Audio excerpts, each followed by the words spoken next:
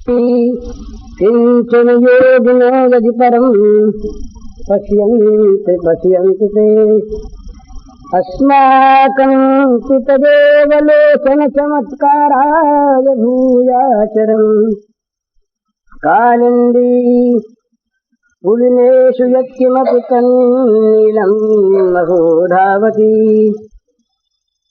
श्रीहरिः।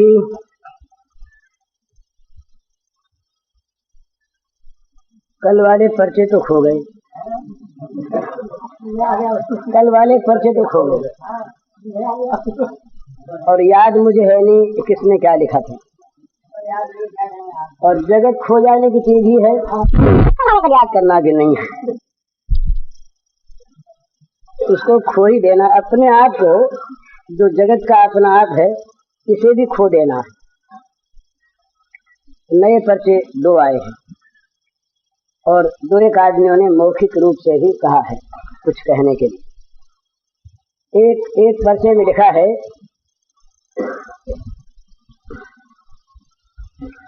उसका उत्तर मैं उनसे पूछूं कि आप जिस अचिंत्य ब्रह्म का ध्यान करना चाहते हैं, मन नाश हो जाएगा तो वो ब्रह्म कहाँ रहेगा? श्याम सुंदर की बात पूछते, मैं ब्रह्म की बात पूछते। तो जो मन की चीज है वो तो मन के साथ नाश हो ही जाएगी, चाहे उसका नाम हम ब्रह्म रखें चाहे श्याम सुंदर रखें। हमारे मन की कल्पना की जो वस्तु है वो तो जहाँ कल्पना का आधार नहीं रहा वहां नहीं रहेगी, इसका तो कोई एक प्रश्न बनता ही नहीं। और जो तत्व वस्तु है वो चाहे मन रहे, मन का नाश हो जाए, प्रकृति का जहाँ प्राकृत्य होता है उसके पूर्व भी वो जो सत्य वस्तु है वो तो रहती ही है और वो रहेगी ही। तो हमारे श्याम सुंदर यदि सत्य वस्तु हैं तो मन चाहे न रहे, वो तो हैं ही और रहेंगे ही, रहते ही हैं। इसलिए ये प्रश्न तो ठीक बनता नहीं। मन अनित्य है, भगवान अनित्य नहीं। मन असत है, भगवान असत नहीं। मन मिटने वाला है, भगवान मिटने वाले नहीं। जहाँ तक मन है वहाँ तक मन से भी हम भगवान का चिंतन करें, ये मन का सौभाग्य, ये मन की शोभा, ये मन का पुण्य। और जब मन न रहे तो बड़ा अच्छा, यही तो चाहते कि मन न रहे, श्याम सुंदर रह जाए, इसमें बड़ा आपत्ति क्या है? तो ये प्रश्न तो कितने में ही समाप्त। दूसरी चीज एक है, वो एक सज्जन ने कही है, उसका उत्तर संक्षेप में ये है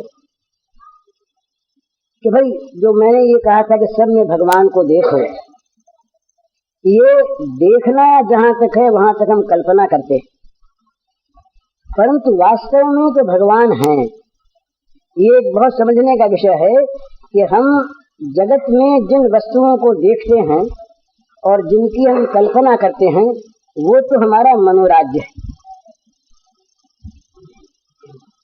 लेकिन अगर हम जगत की इन कल्पित वस्तुओं में भगवान को देखते हैं तो भगवान तो हैं।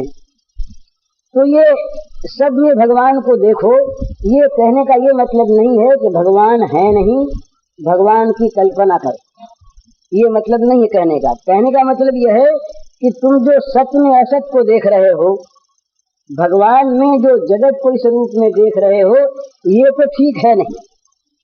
तो इस जगत में, इसके अंतराल में, इसके आत्म रूप से, इसके बाहर भीतर बहिरंतस्य भूतानाम अचरम चरमेव च सूक्ष्मत्वा तद विज्ञेयम दूरस्थम चांतिके च तत्।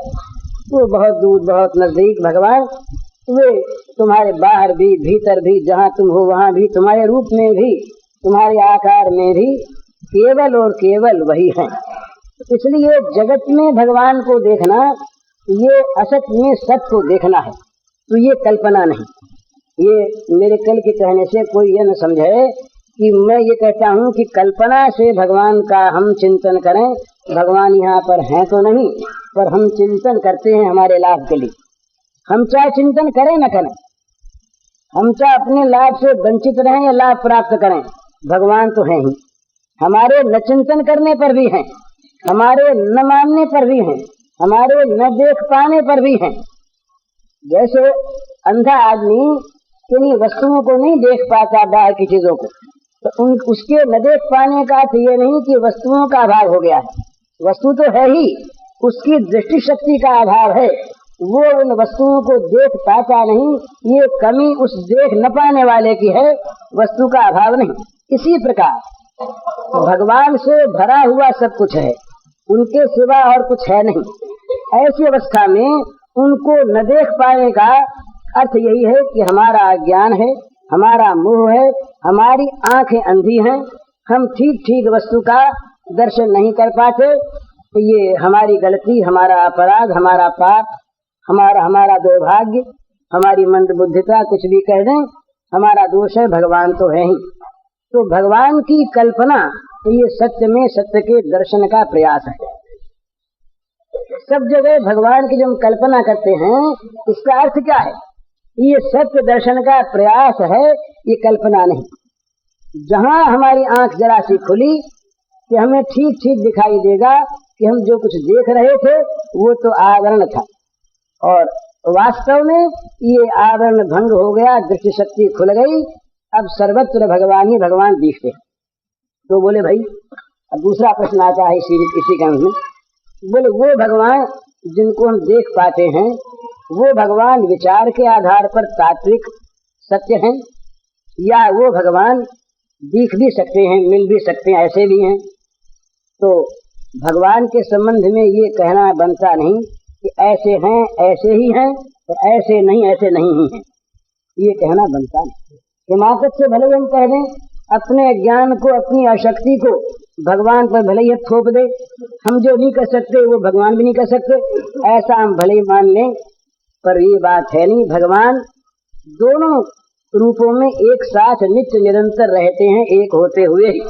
वो नित्य निर्गुण है, नित्य सगुण है, नित्य निराकार है, नित्य साकार है, नित्य अदृश्य है, नित्य दृश्य है। तो उनका जो दृश्य है वो इदम वाला, संसार वाला दृश्य नहीं है, वो स्वयं ही दृश्य बनते हैं, स्वयं ही दृष्टा हैं, स्वयं ही दर्शन है, पर वो हैं। तो आप अगर ये देखना चाहेंगे कि भगवान श्याम सुंदर, भगवान राघवेंद्र, कोई भी सर्वत्र व्याप्त है, तो आपको वैसा ही दिखाई देगा, इसमें कोई संदेह नहीं, उस रूप में भी है ही।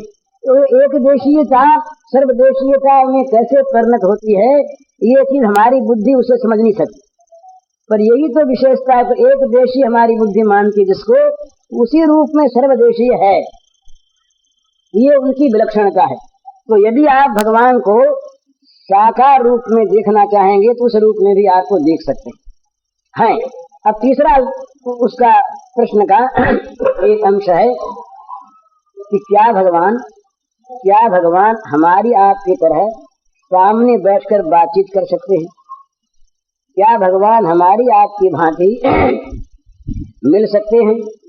क्या भगवान हमारी आपकी भांति खा पी सकते हैं?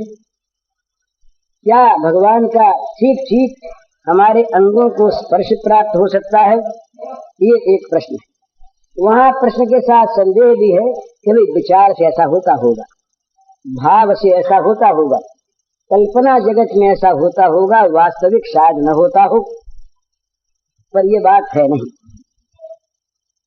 विचार से, मन की कल्पना से होता है, इसमें तो कोई कहने सुनने की बात नहीं।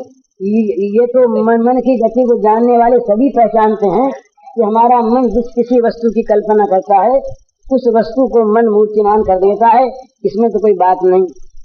लेकिन अब दूसरी चीज जो है उसमें भाई ऐसी बात है,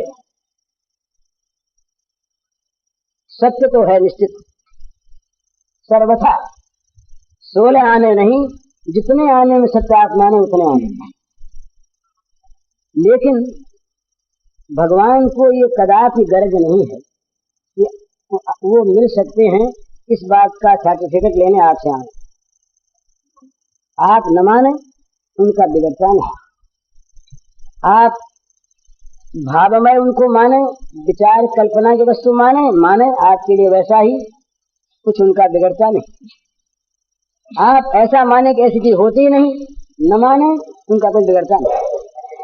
लेकिन जिनको विश्वास है, परीक्षा के लिए नहीं, और आकर के हमारा काम निकाल देंगे, अमुक जब जरूरत होगी तो उनको बुला के हम अपना काम करवा लेंगे, हमारे पास बैठ के हमारी बात सुन लेंगे, और हमारा काम करने की जरूरत होगी तब उनको बुला लेंगे, तो ऐसी बात भी भगवान नहीं करते। यदि ये 3 बात की इसमें आवश्यकता है। आपका विश्वास हो, पहली बात। दूसरी बात, उनके बिना आपसे न रहा जाता हो, इस प्रकार की उत्कंठा आपके मन में जाग गई, दूसरी बात। और तीसरी बात, उनकी इच्छा पर आप अपने को छोड़ देना चाहते हो, छोड़ देने के लिए प्रस्तुत हो, ये तीसरी बात। ये 3 बात होगी तो सच्ची बात में कहता हूं, आप न माने न सही, कोई आवश्यकता नहीं आपके मानने की, और मुझे जरा आवश्यकता नहीं आपको मनवाने की, कुछ नहीं। परंतु निश्चित है कि भगवान आपकी भांति, मेरी भांति पास बैठ सकते हैं, खा सकते हैं, सो सकते हैं, बातचीत कर सकते हैं, हंस सकते हैं, रो सकते हैं, सारी बातें भगवान कर सकते हैं, सकते नहीं, ऐसा है। इसलिए ये चीज जो है, ये प्रश्न करने के नहीं, उत्तर देने के नहीं, और प्रश्नोत्तर को लेकर के विवाद और शंका समाधान के भी नहीं। ये तो विश्वास के जगत की बात है। जिनका विश्वास है वो आज भी भगवान को पाते हैं, देखते हैं, मिलते हैं, बोलते हैं, हंसते हैं, खाते पीते हैं, आज भी ऐसा होता है। जिनका विश्वास नहीं, उनको विश्वास करवाने की आवश्यकता नहीं। न भगवान को, भगवान का जिनसे कभी मिलन होता होगा, उनको जरूरत अपने भगवान से, आपसे, आप मान लें इस बात को, तो क्या जरूरत है आप न माने। आपके मानने से कुछ विशेष मिल जाएंगे और न मानने से उनका मिलना बंद हो जाएगा, तो है नहीं। तो उस प्रेमी भक्त को तो मतलब है अपने भगवान से, आपसे कोई मतलब नहीं। वो इसीलिए ये चीज प्रचार की नहीं है। प्रचार की चीज सदाचार है, प्रचार की चीज ज्ञान वैराग्य है। ये जो चीज है वो प्रचार की बिल्कुल नहीं है। ये तो अपने जीवन की चीज है। जिसके जीवन में इस चीज की लालसा जागृत हो, जो विश्वासी हो, जिसके मन में संदेह का अंकुर न पैदा होता हो, जिसको चाह लगी हो, उत्कट इच्छा हो, जिससे रहा न जाता हो इसके बिना, और जो अपने आप को प्रभु के चरणों में बिना शर्त के समर्पण कर चुका हो, उसके लिए ये चीज प्रत्यक्ष थी, प्रत्यक्ष है, प्रत्यक्ष रहेगी। फिर चौथी शंका आती, भाई प्रत्यक्ष तो है, प्रत्यक्ष रहेगी, पर ये तो माइक जगत में रहेगा ना, आंख से देखेगा वो चीज को, तो जब तक ये जगत है तब तक रहेगा, उसके बाद नहीं। इसका उत्तर सीधा ये कि आप जैसा माने आपके लिए ऐसा ही, कोई आपत्ति नहीं। वो रहेगा या नहीं रहेगा, इस बात की परवाह न वो देखने वाला करता है और न वो देख पढ़ने वाला करता है। वो रहेंगे कि नहीं रहेंगे, वो तत्व हैं क्या तत्व हैं, वो सत्य हैं क्या सत्य हैं, इस बात से न देखने वाले को मतलब है, न देख पढ़ने वाले को। जो कुछ वो है सो वो है, जो कुछ वो है सो वो है, वो उसका है और वो उसका है, इतने मतलब। वो चाहे मानव हो, दानव हो, पिशाच हो, पशु हो, राक्षस हो, आप कुछ भी माने उसको, उसे कोई परवाह नहीं इस बात की कि आप उसे भगवान माने न माने भगवान। आप उस देखने वाले को मोह में ग्रस्त असुर माने कुछ भी माने, कोई इसमें परवाह की चीज नहीं। वो जो कुछ है अपने में, अपने आप के लिए है, आपसे सर्टिफिकेट लेने के लिए नहीं। और जो भगवान उसको देखते हैं वो उसके अपने हैं, तो आपके लिए नहीं। बल्कि वहां तो इतना गहरा नाटक, व्यापक बात कही भगवान ने, व्यापक, बड़ी व्यापक। और तो वो व्यापक में एक ऐसा संकेत आ गया, वो संकेत अलग कर देता है भगवान की समता से इस भक्त को। समूहम सर्वभूतेषु न मे द्वेषोऽस्ति न प्रिय ये भजन्ति तुमां भक्त्या मयि तेषु चापि। ये मयि तेषु चापि क्या चीज है? वो जब सम है, सारे भूतों में सम है, तब ये अलगाव क्यों? वही मेरे में, मैं उनमें, दूसरे क्यों नहीं उसमें, वो दूसरे में क्यों नहीं हो, पर है, सब में है, सब में व्यापक रूप से है, सब में तात्विक रूप से है, सब में सत्ता रूप से है, सब में आनंद रूप से है, पर उसमें उसके अपने प्रियतम रूप से है। ये मई पे वे मेरे भक्त जो मुझे भक्ति पूर्वक भजते हैं, वे मेरे में हैं और मैं भी उनमें हूँ। ये भगवान के गीता के अपने वाक्य। इनको आप निर्गुण में लगावें, सगुण में लगावें, कहीं लगावें, भगवान के ये शब्द। साधु हृदय मह्यम साधु नाम हृदयंतो हम मदन्नते न जानन्ति न हम तेभ्यो मनागपि। ये भगवान विष्णु के अपने शब्द हैं भागवत में। आप कल्पना माने, तो कुछ से बिगड़ता उगड़ता नहीं। वो साफ कहते हैं कि मैं उनको जानता हूँ, वो मुझको जानते हैं। अपनी जानकारी को भी भगवान सीमाबद्ध कर लेते हैं उस भक्त के लिए। मैं उनको जानता हूँ केवल, और वो केवल मुझको जानते हैं। वो अपने अनंत ज्ञान को सीमित ज्ञान कर लेते हैं उन भक्तों के लिए। मैं उनका और वो मेरे, तो दूसरे नहीं तुम्हारे, तुम दूसरों के नहीं हैं, पर वहाँ कुछ विशेषता है। इसलिए ऐसे जो भगवान हैं वो अपने भक्त के, और ऐसे जो भक्त उनके अपने भगवान। तो ये उनके घर विधि की बात है, दूसरे का इसमें बोलने का अधिकार नहीं। अरे पति पत्नी अपने घर में रहते हैं, दूसरे क्यों उसमें रंगा लगावे, तुम कैसे, हम जैसे वो जैसा। हम अपने घर में हैं, तुम्हारा इसमें बोलने का कोई अधिकार नहीं। सीधी सीधी बात। वो जो मैं लाया नहीं, एक किताब काला चांद गीता, एक किताब है। शिशिर कुमार घोष जो ये अमृत बाजार पत्रिका के संस्थापक रहे, जिनको तिलक महाराज ने लिखित रूप से अपना गुरु माना, लिखित रूप से गुरु माना है, और जो भारतीय राजनीतिक संसार के एक बहुत बड़े सम्मान्य नेता मोतीलाल घोष उनके छोटे भाई थे। ये आजकल जो तुषार कांति है ये बंगाल गवर्नमेंट में, ये उनका पौत्र है। हाँ, तो ये बहुत बड़े विद्वान, इन्होंने एक बंगला में काव्य लिखा है। उस काव्य का नाम है काला चांद गीता। काला चांद माने कृष्णचंद्र। उसमें महाराज 5 सखियों का वर्णन है। वर्णन तो सारा का सारा ये मधुमय है, वो अत्यंत मधुर वर्णन है। जो बंगला जानते हैं उनको उसका रस आ सकता है। वो किताब मेरे पास है, यहाँ मैं लाया नहीं। तो उसमें एक जगह वर्णन में संक्षेप में कहता हूँ, 5 सखियां, 5 विभिन्न नाम है।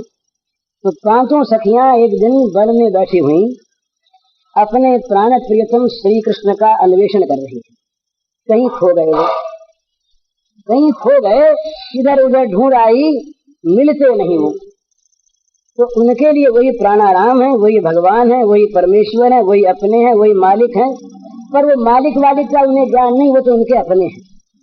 उधर से एक महात्मा निकले। महात्मा बड़े विरक्त, मुंडन किए हुए, केश कलाप उनके नहीं, एक कोटि पहने हुए, जीर्ण शीर्ण, बड़े तेजस्वी। उधर से महात्मा निकले। तो इन लोगों ने सोचा अपने मन में कि महात्मा हैं, सिद्ध पुरुष हैं, इनको पता होगा तो ये बता देंगे, चलो पूछ लें। महात्मा के पास जाने का और उद्देश्य नहीं, सब कर मांगेंगे एक फल, रामचंद्र रति हो, दूसरी आकांक्षा नहीं। महात्मा के पास इसीलिए जाना। तो वो गई, जा करके 5 ने प्रणाम किया और बोली, महाराज आप संत हैं, आपको सब पता है, आप सर्वज्ञ हैं, हमारे श्याम सुंदर, हमारे भगवान कहीं छिप गए हैं, आपने देखा हो तो आप बताइए। उन्होंने कहा तुम्हारे भगवान? हाँ, बोले हमारे भगवान। तो साधु बोले तुम तो मालूम होता पगली हो गई। महाराज कैसे? अरे बोले भगवान यूं मिलते हैं क्या? तुम लोगों ने वेणी बांध रखी है, फूल खोस रखे हैं, ये बढ़िया बढ़िया तुम लोगों ने अपने बाल बना रखे हैं, गहने पहन रखे हैं, माला गूंथ रही हो, श्रृंगार किए हुए हो, ऐसे बदल लेते हैं? विरक्त बनो, हमारी तरह से मूड मुड़वाओ, सारे बाल छटवा दो, और ये साड़ी वाड़ी उतार करके और कफनी पहन लो, और जंगल में रहो, तपस्या करो, शरीर को सुखा दो, तब भगवान मिलेंगे। तो बात तो उन्होंने ठीक कही, बेजा बात तो है नहीं। तो वो सब के सब सुन करके सहम गई, डर गई। तो आपस में देखने लगी एक दूसरे की ओर कि किस भगवान की बात कर रहे हैं। उनको अपने भगवान का ऐसा अनुभव है नहीं। तो देखने लगी कि ये किस भगवान की बात कह रहे हैं। तो आखिर नहीं रहा गया, तो एक ने पूछा, बोले महाराज आप कौन से भगवान की बात कहते हैं? नया प्रश्न आ गया। तो महाराज ने बड़ा सीधा उत्तर दिया, अरे बोले तुम लोग मालूम होता बिल्कुल मूर्खा अज्ञानी हो, कहीं भगवान 10-20 होते हैं क्या? भगवान तो एक है। बोले हाँ एक तो है, पर जरा बताइए तो आपको भगवान कैसे है? तो बोले भाई उन भगवान की तुमको प्राप्ति नहीं हो सकती, तुमने सब श्रृंगार कर रही हो, इतने लंबे लंबे केश रख छोड़े, तुमने तिलक लगा रखा, गहने पहन रखे, ये क्यों पहन रखे?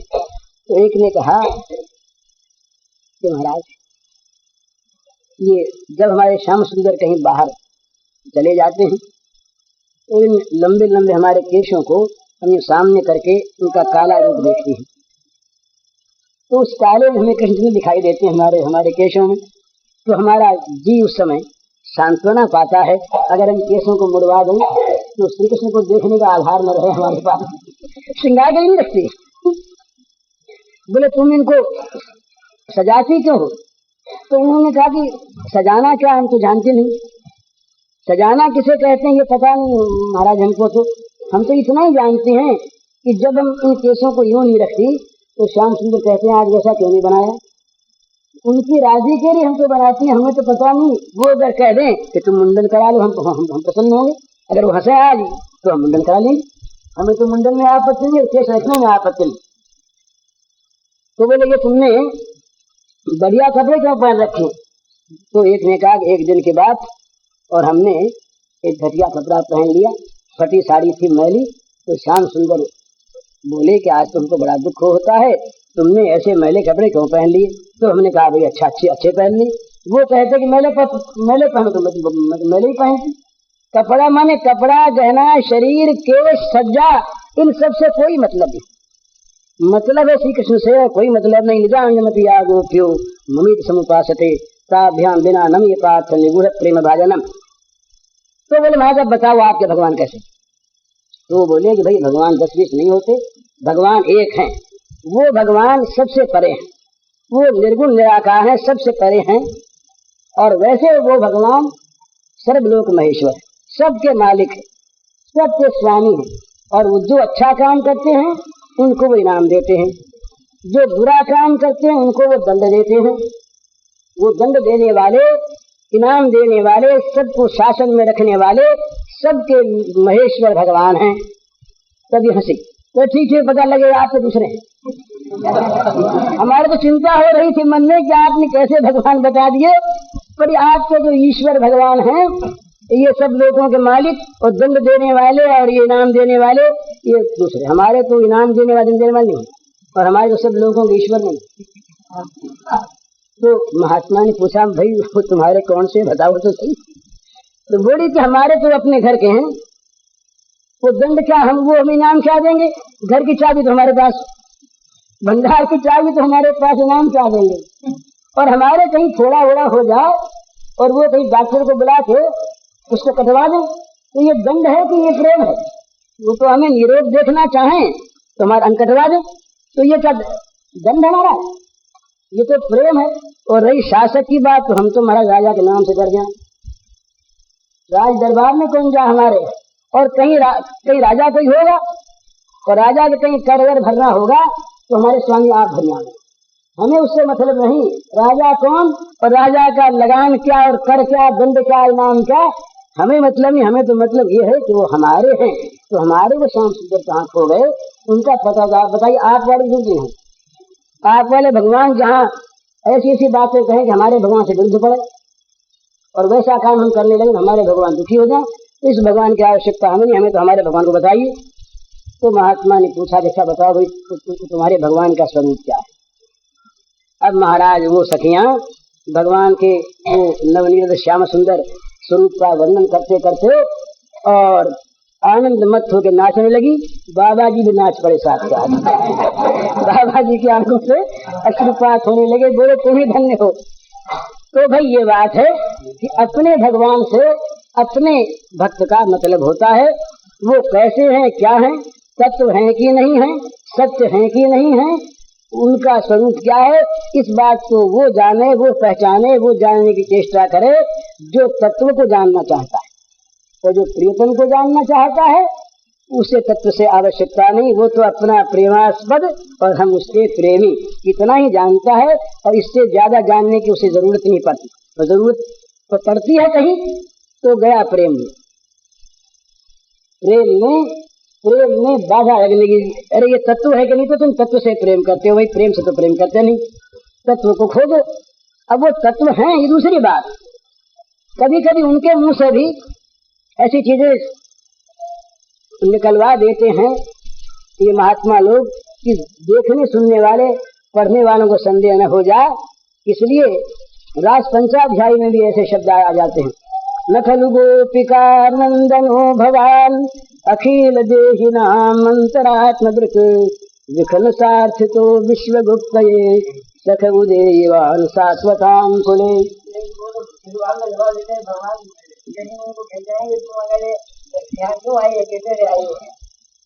कुछ भी जवाब दें, किसी बात का जवाब दें, वो यहाँ पर उनके शब्द ऐसे निकलते हैं कि नखल गोपिका नंदनो भगवान, आप केवल गोपिका नंदन ही नहीं हैं, अखिल देहिनाम अंतरात्मदृक्, अखिल प्राणियों के अंतरात्मा के दृष्टा आप हैं, साक्षी हैं।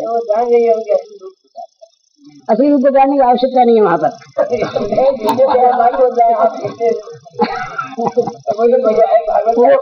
असली रूप को जानना हो वहाँ बाधक होता है। वो तो हाथ जो खड़ी हो जाएंगे वहाँ पर, तो वो उनसे वो रास विहार नहीं करना चाहेंगे। वो तो दूर से हाथ जोड़े, महाराज दूर से नमस्कार आपको, विष्णु भगवान उनको आशीर्वाद देंगे, सुखी रहो तुम।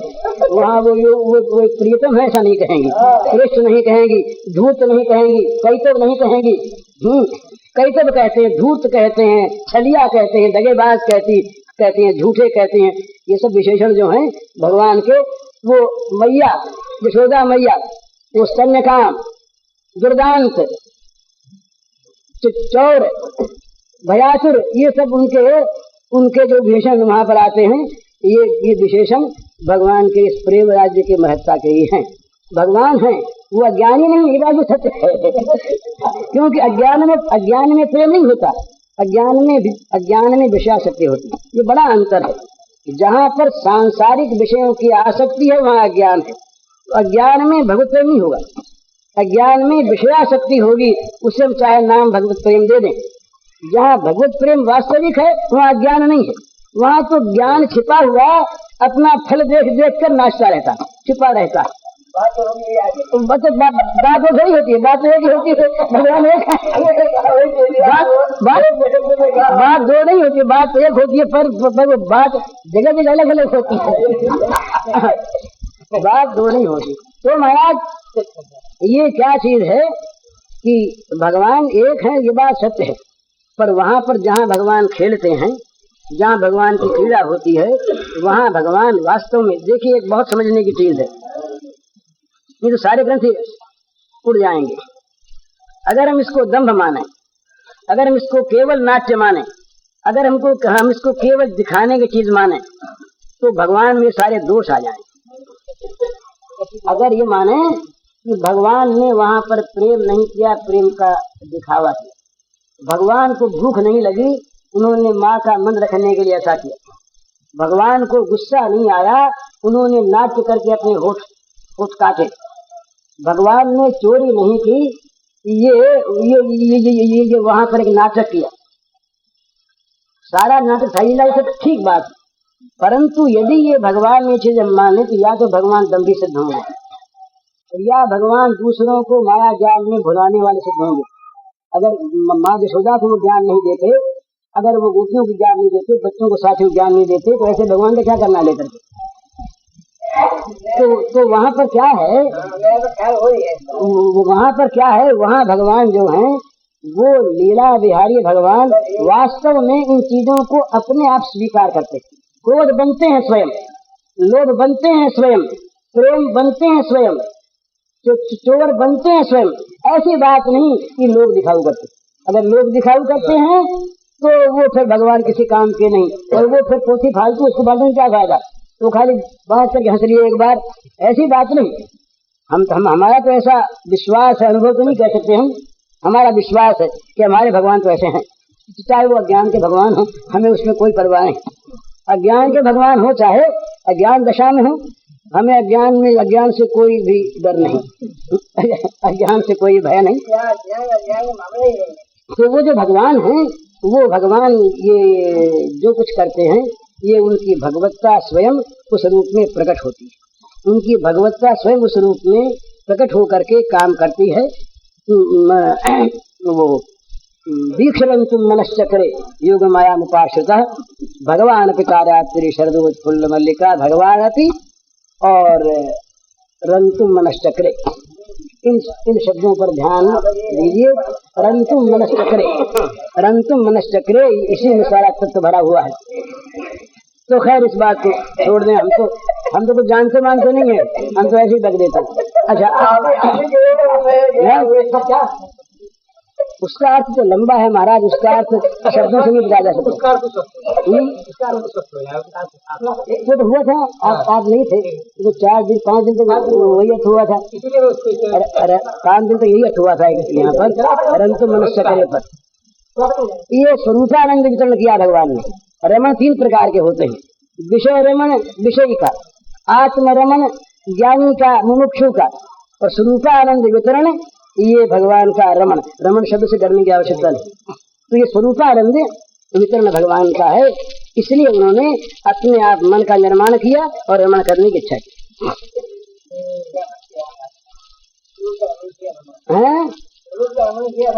स्वरूपानंद वितरण किया। हाँ, तो ये तो हम कहते भगवान अस्वरूप को कहाँ लाना, तो ये तो हुई है, इसमें होगा। अच्छा, तो दूसरे प्रश्न का उत्तर हुआ, अब कहाँ गए पढ़ने। अच्छा, तीसरा प्रश्न क्या है, ये तो क्या बजे हैं? अच्छा, अब इसमें क्या है, श्याम सुंदर का किशोर वयस का ध्यान कराइए। ये तो अभी समय नहीं, ध्यान हमने रात एक पढ़ के सुनाया था, वो कराने का तो है नहीं कोई। फिर दूसरा क्या है, दूसरा है एक पद सुनाने के लिए कहते हैं। ये कल भी पढ़ना आया था, परसों भी रह गया, वो पोती है। अच्छा, सुनाइए।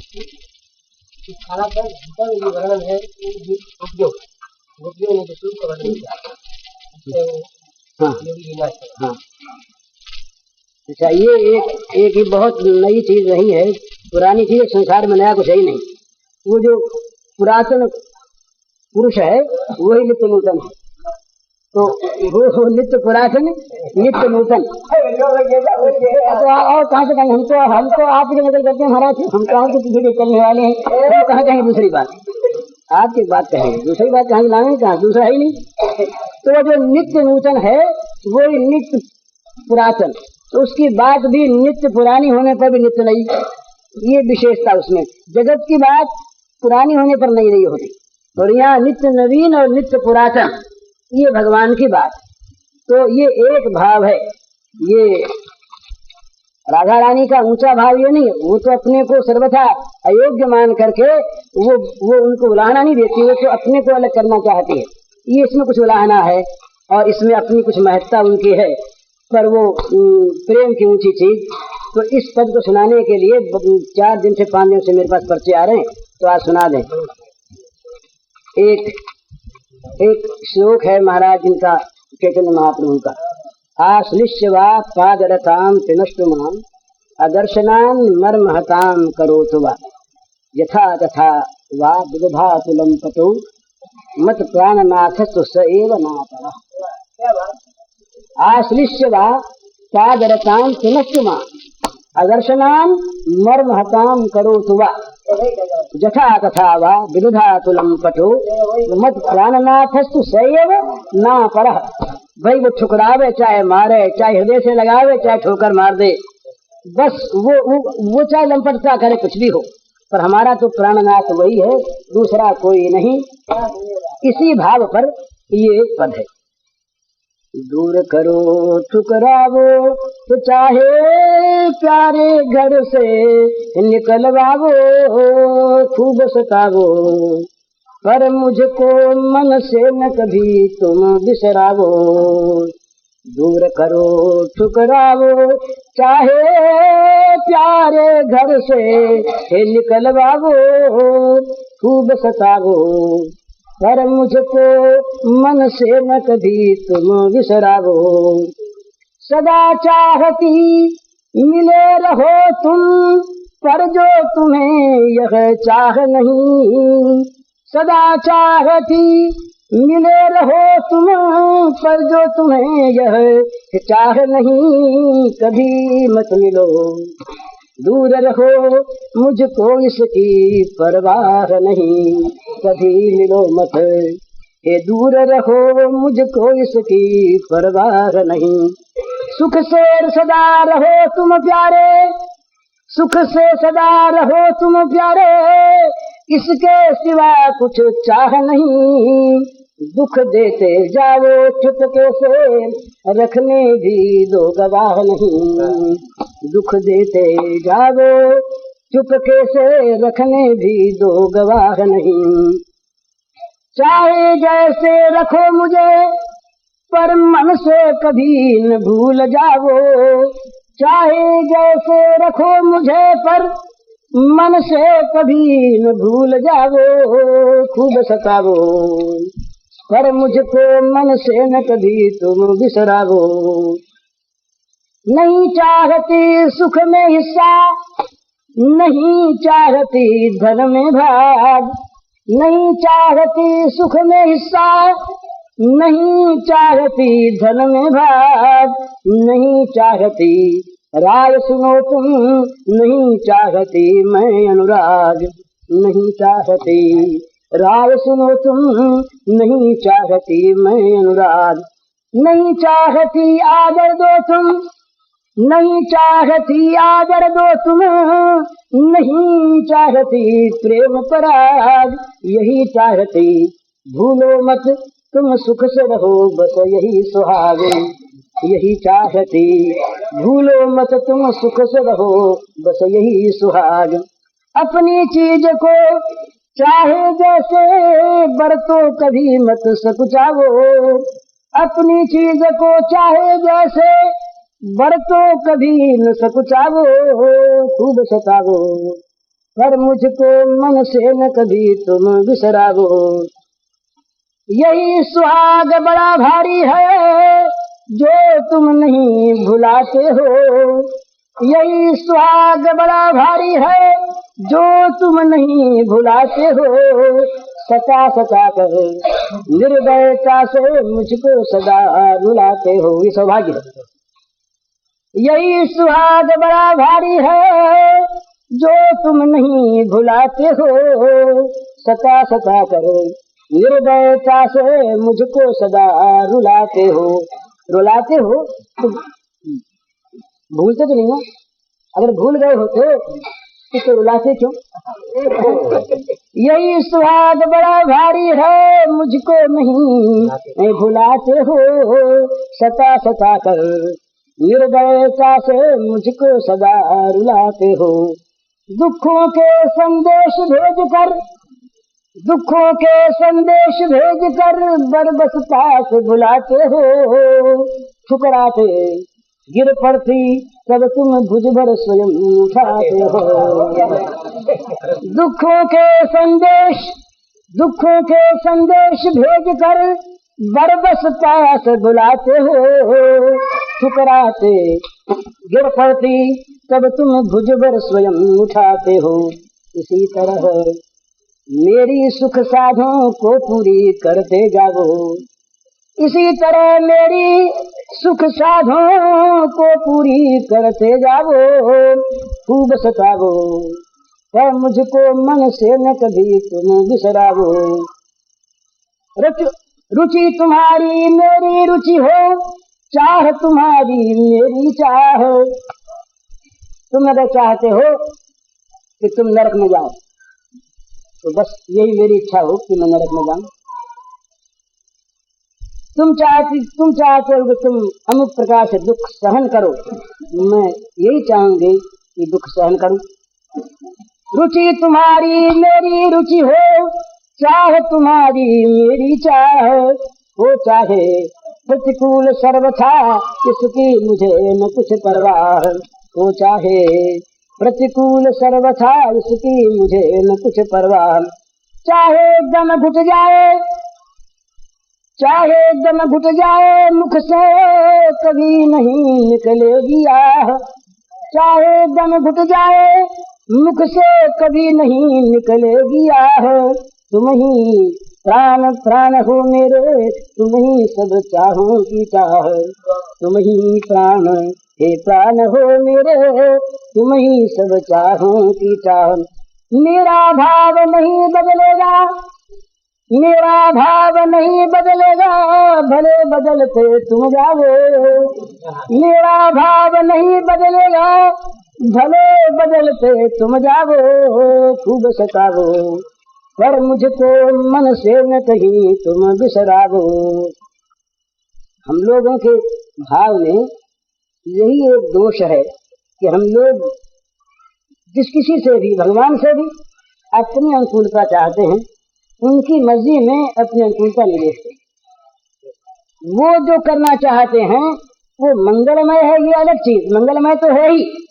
उनकी चाह के विरुद्ध जो हम कुछ करवाना चाहते हैं तो हमारी मूर्खता है। परंतु प्रेम इससे आगे बढ़ता है, वो मंगल अमंगल की बात नहीं सोचता, वो तो केवल ये देखता है कि प्रियतम को इसमें सुख है या नहीं। वो तो विश्वासी, जो विचारशील विश्वासी है वो दुख नहीं करता। वो तो ये मानता है कि भगवान के मंगल विधान से जो कुछ भी प्राप्त होता है, सुख या दुख, मान अपमान, हानि लाभ, ये सब चूंकि भगवान के मंगल विधान से बना हुआ है, उसका परिणाम मंगलमय है। चाहे उसे आज न देख पाए, हमें चाहे वो न दिखता हो, परंतु उसका परिणाम निश्चित मंगलमय है, इसमें कोई संदेह नहीं। ये विचारशील विश्वासी का सिद्धांत, वो सुखी रहता। परंतु प्रेमी उससे आगे बढ़ता है, वो मंगल होगा या अमंगल, इस प्रकार किसी अहम के कल्याण की चिंता नहीं करता। जहां पर अहम के कल्याण की चिंता है वहां पर प्रेम नहीं है, वहां तो अहम की विस्मृति है। अहम की प्रियतम के सुख में विस्मृति है, अहम की, अहम है नहीं। तो ऐसी अवस्था में वो केवल देखता है प्रियतम का सुख। प्रियतम का सुख यदि है और हमें जो चीज प्राप्त हो रही है ये भेजी हुई प्रियतम की है, और कैसे आती नहीं, भगवान की नहीं, ये हमारे प्रियतम की भेजी हुई चीज आती है। तो प्रियतम ने जो चीज भेजी वो चाहे कितनी खारी हो वो बड़ी मीठी है। उसका जो कड़वास है उसको तो प्रेम खा जाता है। प्रेम किसी भी परिस्थिति के कड़वास को नहीं रहने देता, ये नियम है बड़ा। जहां पर प्रेम है वहां परिस्थिति का खारापन नहीं रहता, वो नहीं रह पाता। मृत्यु में मीठेपन की अनुभूति होती है। जहां अत्यंत बीभत्स रस है, जहां केवल अत्याचार और मार है, वहां पर अगर प्रेम है तो उस प्रेम में वहां वो उस मार और अत्याचार में मिठास आता है। यही तो बात की प्रियतम के हाथ की मार है ना, ये प्रेमियों की भाषा में कि भाई चपत लगाई बड़े जोर से, आघात लगा, पर कपोल से उनके कर कमल का स्पर्श तो हो गया ना। इस स्पर्श में जो आनंद है उसकी अपेक्षा वो मार का आघात तो नगण्य है, कुछ भी नहीं।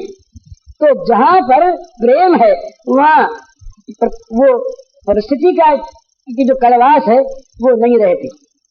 तो वहां पर केवल रहता है आनंद, केवल रहता है सुख, केवल रहता है रस। इसलिए वो प्रेमी किसी अवस्था विशेष की प्रतीक्षा नहीं करता, आकांक्षा नहीं करता, बात नहीं देखता कि ऐसी चीज होनी चाहिए। वो केवल एक ही देखता है कि मेरे प्रियतम को सुख है या नहीं, बस। उसका सुख जहां दिखता, उसके चेहरे पर, उसके अधरोष्ठों पर जहां मुस्कान दिख पड़ी, और वो मुस्कान दिखी यहाँ गले में फांसी लगने पर, तो ये कहेगा जरा जोर से फांसी लगे वो और मुस्काए, चीजें होती। हरिदास महाराज रहे, लोक कल्याणकारी भावना जागृत हुई। वो काजी के उन जल्लादों ने कोड़े मारने शुरू किए, भिगो भिगो कर। बोले छोड़ हरिनाम, और लगेगा। बोले बोलो हरिनाम, फिर मारो।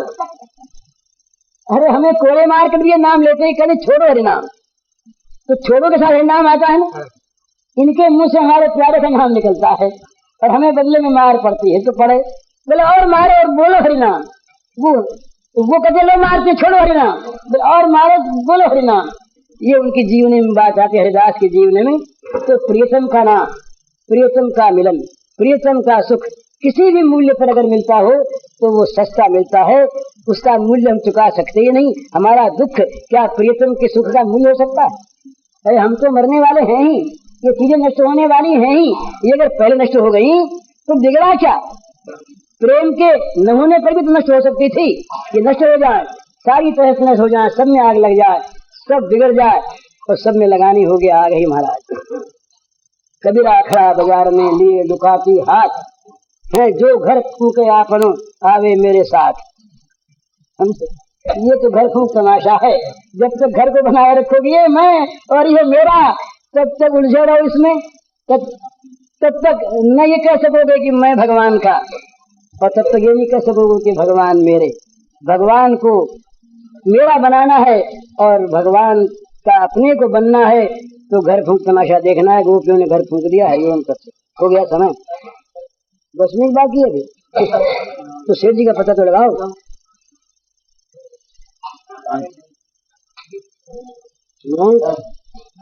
नहीं कुछ है गंभीर, वो गंभीर है, ये क्या चीज है ब्रजमंडल, ये फिलॉसफी है, दर्शन है थोड़े से में, वो ये समझने की चीज है। जैसा वैष्णव लोग मानते हैं वैसा है क्या, अपने को पता नहीं, इसलिए विवाद करने को, प्रश्नोत्तर करने को अपने पास अवकाश नहीं। सुन लें और सुनने पर किसी को अच्छा लगे तो ठीक, न अच्छा लगे तो ठीक। वो है क्या ये श्री राधा श्री कृष्ण नित्य ही परम तत्व है एक अनूप। श्री राधा श्री कृष्ण नित्य ही परम तत्व है एक अनूप। नित्य सच्चिदानंद प्रेम घन विग्रह उज्ज्वल तम रस रूप। राधा और कृष्ण दोनों एक ही अनुपम परम तत्व है, अनुपम और नित्य ये सच्चिदानंद घन प्रेम घन विग्रह है और नित्य निरंतर उज्ज्वलतम रस रूप है। ये बने नहीं, नित्य है, भौतिक नहीं, सच्चिदानंद मय है, केवल ज्ञान घन नहीं, प्रेम घन विग्रह है। तो बने हुए दो रूप सदा लीला रस करते आस्वादन, नित्य अनादि अनंत काल लीला रत रहते आनंद धन। ये एक ही दो रूप बने हुए नित्य निरंतर अनादि काल से अनंत काल तक लीला रस का आस्वादन करते रहते। और गोपियां काय व्यूह रूपा राधा की हैं, अनंत गोपिका ललाम, इनके द्वारा लीला रस आस्वादन करते श्यामा श्याम। चाहिए जो गोपिकाएं हैं, अनंत गोपिकाएं, अनंत जो गोपिकाएं हैं, ये राधा की काय व्यूह रूपा है, काय व्यूह रूपा जो हैं, और इनके द्वारा इन गोपियों का अगर अभाव हो जाए तो श्यामा श्याम के लीला रसास्वादन में अड़चन आ जाए। तो ये जो गोपियां हैं ये ऐसा आयोजन करती हैं कि इन्हीं के द्वारा लीला रस का आस्वादन श्यामा श्याम जो एक ही उनमें होता है। तो हुआ क्या, एक तत्व ही तीन रूप बन करते लीला रस संभोग। कृष्ण राधिका गोपीजन तीनों का लीला में संयोग। कृष्ण राधिका और गोपीजन इन तीनों का लीला में संयोग है।